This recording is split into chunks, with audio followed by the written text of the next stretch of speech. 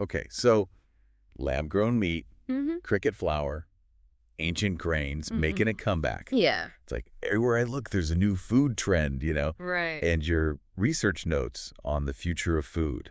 Yeah. Fascinating. You've been digging deep Oh, yeah. into what we might be eating in 2024 and beyond. Absolutely. There's a lot to unpack there. So basically, you're hungry for knowledge Always. on what's next on our plates. And, well, you've come to the right place. Let's dig in. It's funny you should say that. What strikes me, looking at all this research you've done, is the sheer variety. It really reflects how food trends have captured everyone's attention these days. Yeah. And it's not just about taste anymore. Like a bigger than that. It's about values, sustainability, even identity. Yeah. And speaking of values, you've got a whole stack here on plant-based diets. Mm. And it feels like I don't know, it's gone way beyond just a trend. You know what I mean? Absolutely. Like you've even got a study in here mentioning a 200% increase in plant-based product launches just this year. It's huge, yeah. Explosive growth. Mm-hmm. And what's interesting is your research points to like a convergence of factors driving it. So personal health is definitely there, but we're also seeing a greater awareness of environmental impact, right? Like animal agriculture, the carbon footprint, all of that. Mm-hmm.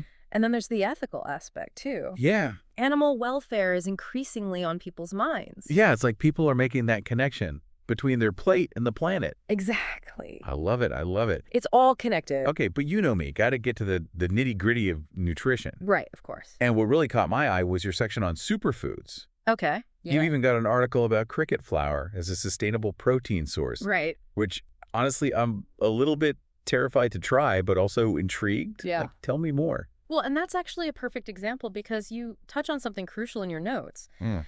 This idea of a superfood, it's often more of a marketing tactic than a scientific classification, right? Okay. So, take cricket flour. Your article highlights its nutrient profile packed with protein, iron, B vitamins. It's infinite, Yeah. but it's not a magic bullet. So even with these amazing nutrient profiles, it still comes down to, like, the whole picture of a balanced diet. 100%. You had a great quote from a nutritionist in your research. No single food holds the key to perfect health. It's about dietary patterns, lifestyle choices, the whole package. Okay, that makes a lot of sense. Yeah. Now, on to something that I feel like always trips me up. Okay. Supplements. Ah, yes. We've got a whole section here dedicated to decoding the latest and greatest, and honestly, it can feel overwhelming. I hear that a lot, and your skepticism is warranted. The supplement world can be really confusing. The crucial thing to remember is that they're meant to supplement a healthy diet, not replace it, right? Mm-hmm. Your research does a good job of emphasizing a few key points.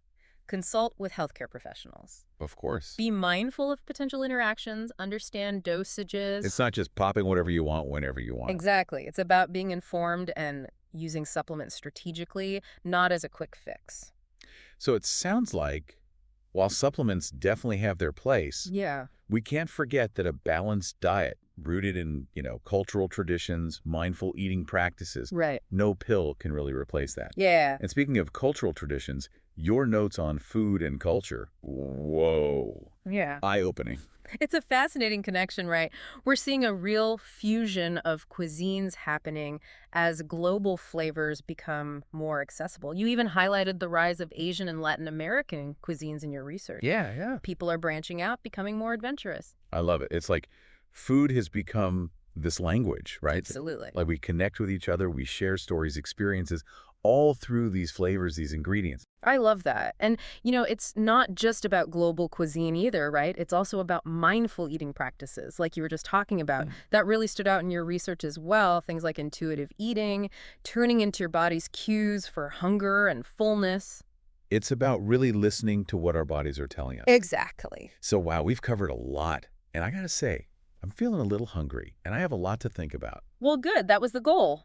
Plant-based diets booming, superfoods needing a critical eye, Important takeaways. supplements, well, we've got to approach those carefully. Absolutely. And through it all, food, it just keeps weaving itself into the fabric of our cultures. It's such an exciting time to be interested in food, honestly. This constant innovation, our evolving understanding of nutrition. Always learning something new. Exactly. Makes you wonder, with all this innovation, what will we even be eating a decade from now? Like, what do you think is the next big food trend on the horizon?